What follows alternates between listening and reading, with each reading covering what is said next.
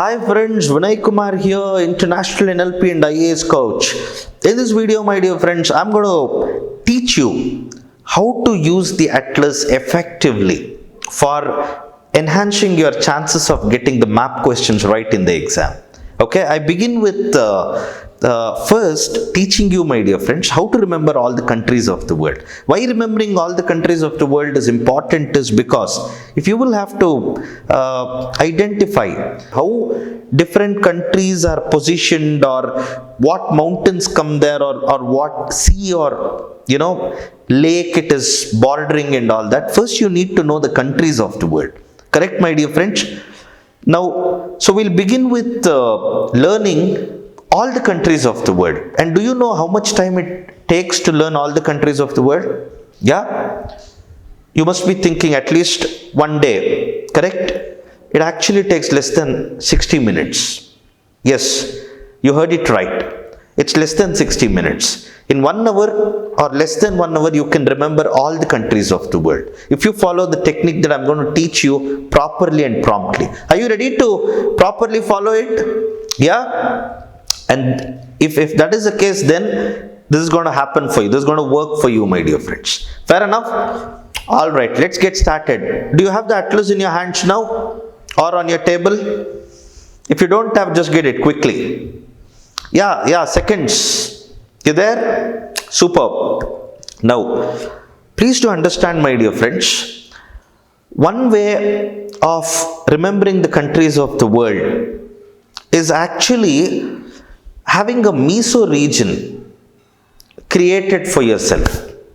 You didn't get that right? I'm going to simplify it for you. All I'm trying to tell you is, my dear friends, generally we remember the countries of the world from their continents, correct? So we go to North America and we say there is Mexico there, there's United States, there's Canada and all that. Perfect? What I'm trying to tell you is, my dear friends, it's okay if it is a continent like North America, where there are just few countries and you can easily remember it. But when you come to countries like Asia or Europe or Africa, where so many countries are there, you will find it difficult to remember all the countries, just taking into consideration the continent as a region. That's a macro region. A continent, as you know, is a macro region. And this macro region will have number of meso regions. And in these meso regions, you will have the countries. Most of us skip this meso region. We'll directly try to remember all the countries from the macro regions. That's where we fail to remember all the countries. Are you connecting to what I'm trying to tell you, my dear friends? So one very effective way of remembering all the countries of the world is by knowing those meso regions that come between the continent and the country. What I'm trying to tell you is, my dear friends, you have to know the country that you're trying to identify belongs to which meso region. Are you connecting to that, my dear friends? Superb, fantastic. So, for example, I'm going to give you an example now. What is a meso region? If you take into consideration Asia as a continent, there are so many countries. Just to go on remembering countries from the continent of Asia is not so easy. So break it up into meso regions first. Okay? Divide it into north, south, east, west, southwest, southeast, everything, which we have already done. Which the people who have created Atlas or people, geographers have always done. Only thing is, most of you didn't know about it. There's something called North Asia. Which is North Asia? Most of you know about South Asia, Southeast Asia, Southwest Asia and all that. Tell me, tell me where is North Asia, my dear friends? Yeah, see there and tell me. I know I can't hear, but I'll get to know at least. Okay, you have identified it. How you can communicate to me in terms of telling is, use the comment box down and tell me where is North Asia. Okay. Now, what you see there as Siberia, the Asiatic part of Russia, the region of Russia that is to the east of Ural Mountains is the North Asian region, my dear friends. Okay, so the region which is in the north of Asia is Siberia. We don't call it North Asia, we call it Siberia, because Siberia in itself is such a huge chunk. Are you connecting to what I'm trying to tell you, my dear friends? Perfect. Okay, now, so the broad divisions, if you take in Asia, are Siberia, East Asia. East Asia is your China, Japan, Korea, Taiwan and all that. Then South Asia, our own region, Miso region, which has India and all its neighborhood. Perfect. You know the SAARC countries, right? Then we have the Southeast Asia, where we have the 10 ASEAN countries. Perfect. Then we have the Southwest Asia, where you have all this Iran, Iraq, all these GCC countries, my dear friends.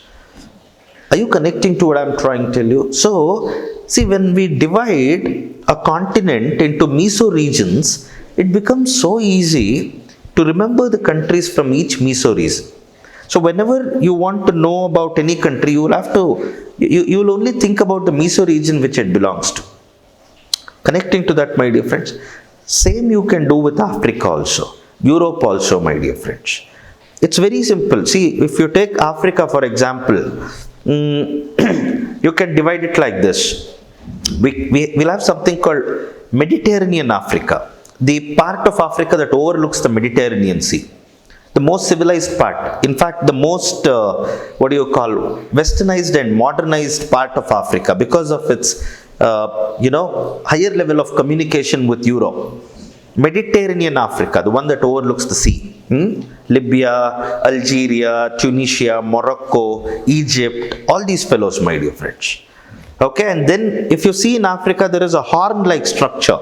Can you see there? Horn, towards the eastern side of Africa. In this horn, you have some countries again. Know those countries. Horn of Africa countries, Eritrea, Djibouti, and Ethiopia, Kenya, all those fellows. Go a little down, you have all this Tanzania, Uganda, all these countries, my dear friends. Then you have the Southern Africa. In Southern Africa, you have countries like South Africa, Botswana, the Angola, Namibia, all these countries, my dear friends. In the South Africa, within the country South Africa, you have two small states like Lesotho and Swaziland. And you have already, you also have this Madagascar and the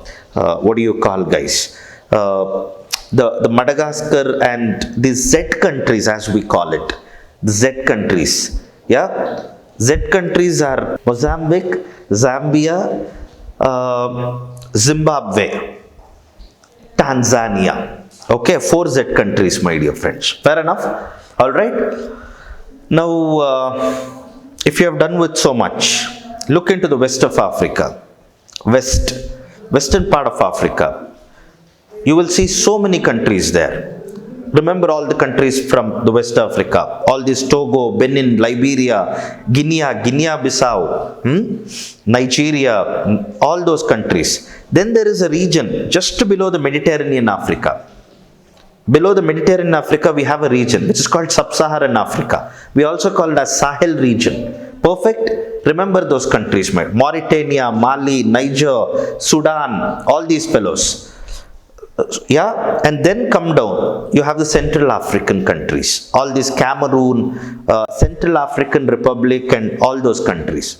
See, when we divide it into meso regions, it's so easy to remember all the countries. Probably there are around 53 to 54 countries in Africa, my dear friends. And remembering all of it from the meso regions will take you less than 15 minutes of time. Check it out for yourself, you will know. Less than 15 minutes if you read it region by region. Same is the case with Europe. In Europe, divide the Europe into Scandinavia. Okay, that upper part of Europe, which has the Norway, Sweden and all that, my dear friends. Okay, divide it as Western Europe, Central Europe, Eastern Europe. Know the countries which are there in Eastern Europe. Most of the Eastern Europe countries were part of CIS, Commonwealth of Independent States, the countries after coming out of the USSR when it got disintegrated and formed a loose union to continue its ties with Russia. CIS countries, Estonia, Latvia, Lithuania, Belarus, Ukraine, Moldova, Romania, Bulgaria, these countries, my dear friends. Okay. And then we have the Central European countries, what we call as the continental European countries. Okay. We have Austria, Hungary, Slovakia, Czech Republic, all these countries, Slovenia, yeah. Then we have the Western Europe, the most civilized and of course highly developed, industrialized part of Europe. We have the Great Britain, or probably to put it in the right way, United Kingdom and Netherlands, Denmark, all these fellows. Italy, France, Germany, okay? And then we have the Iberian Peninsula. Can you see the Iberian Peninsula there? Yeah? Could you figure it out? Spain and Portugal. The peninsula is called Iberian Peninsula. Here we are done. I think in less than 10 minutes, my dear friends, I helped you with a way to remember almost all the countries in Asia, Europe and Africa. And if the other continents like North America and South America is not even a challenge to remember the countries. Correct? Try it out. And please do let me know in the YouTube comment section whether you were able to remember all the countries in less than 60 minutes by applying this principle of knowing the countries from meso regions and not directly from the continents. Will you do it now, my dear friends? Just check out that 60 minutes. This is going to be very, very valuable in your preparation, because once you know the countries, you will also know the next important things that's coming in the current affairs and also apply it in the exam. Thank you so much for watching this video, my dear friends. In my next video on how to use the atlas, I'm going to take you into deeper understanding of how to identify important physiographic regions of different continents. As you see in the atlas, without any textbook, how to identify the important physiographic region, that's what I'm going to teach you in my next video on how to use the atlas. Until then, apply this principle, get results out of it. Thank you so much, my dear friends. See you all in my next video.